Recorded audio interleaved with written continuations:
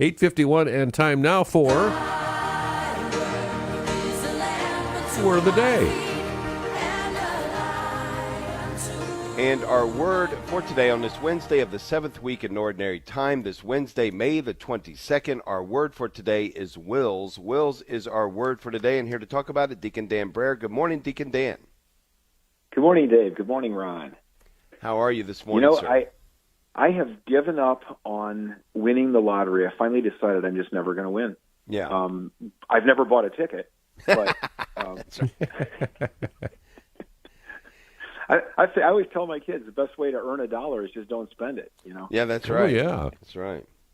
Good advice. So, you doing well this morning? Doing fabulously well. How about you? Fantastic. We've got family here this week. A couple of our sons are in from out of town, and we're just doing a lot of catching up and visiting. And so it's always nice to have the grandkids in the house. Oh, yeah. So. Very good. If we hear commotion in the background, we will understand. I kind of wanted to give you that heads up here. So it is very possible. I was on retreat last week, and I had this really neat experience where I take a hike, in the woods every morning. And I think it was Tuesday morning of last week, and it was it was a really rainy week, but the forecast was for rain late morning, maybe early afternoon. So I thought, I'm going to start with an early morning hike, get out there. So I was hiking. It was probably 9:15 in the morning, and all of a sudden, thunderstorms rolled in, and it just absolutely poured. Now, luckily, I'm somewhat of a seasoned hiker, so I had brought actually, I'm a pretty seasoned hiker, right? And so I had with me, I was wearing my hiking boots and hiking pants, and I had a rain jacket, and I had even brought an umbrella. I don't know why. I never take an umbrella on a trail. But I was ready to go. So it was just cats and dogs and thunder and lightning. And so I put my umbrella up, and I was, keeping myself dry. I was 2 miles away from the monastery, so I was right out in the middle of it. Anyway, as I was hiking along, I run into this woman who was also on retreat, and she was wearing I don't know what you call like a sundress kind of thing, and she was completely drenched. She didn't have a rain jacket or anything. So I ran over to her and I took my umbrella. I said, "Here, take my umbrella." And she just kind of stopped for a minute and she goes, "No, thanks." She said, "It was raining so hard, I finally just decided to give in to it."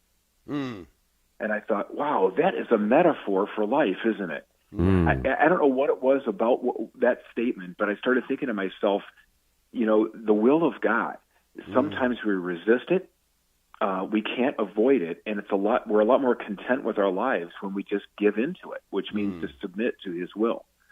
I learned more from that 10-second encounter in the woods, than just about anything else the rest of that day. I'm still thinking about it because what always comes to my mind when I think about that giving into the will of God, my favorite kind of go-to story on that is in Acts chapter 5. Remember that story where the apostles are put in jail and the angel frees them and they undergo a trial in front of the Sanhedrin. And there's a man named Gamaliel, and he says to the Sanhedrin, he says, "Now I tell you, have nothing to do with these men and let them go.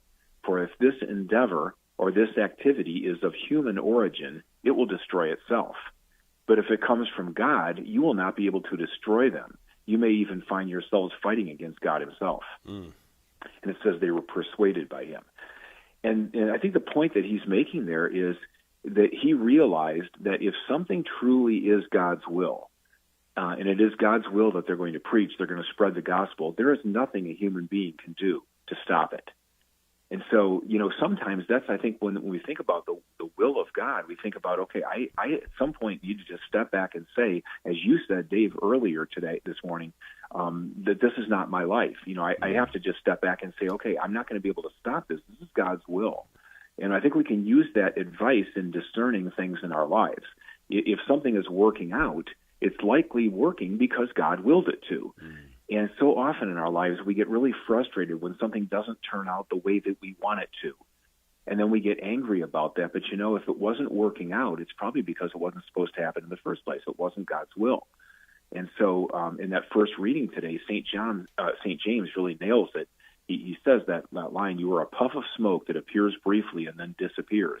And he says you should say, if the Lord wills it, then we shall live to do this or do that. Only if the Lord wills it.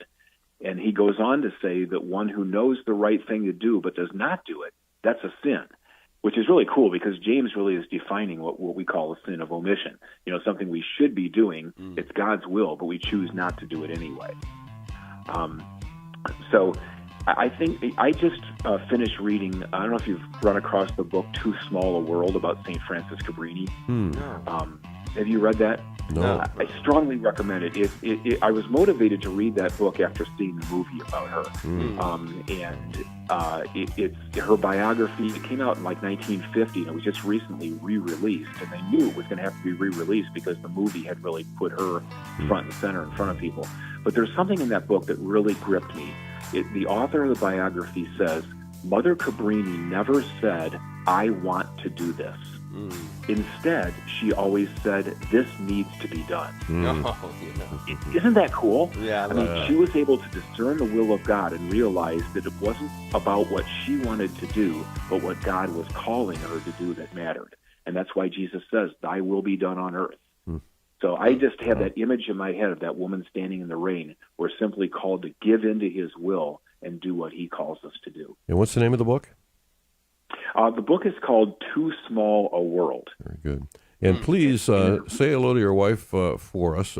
She gave a wonderful presentation at a St. Vincent de Paul gathering last week on the ministry that she's very heavily involved in, kind of heading up, Walking with Moms in Need. So please tell her we said hello.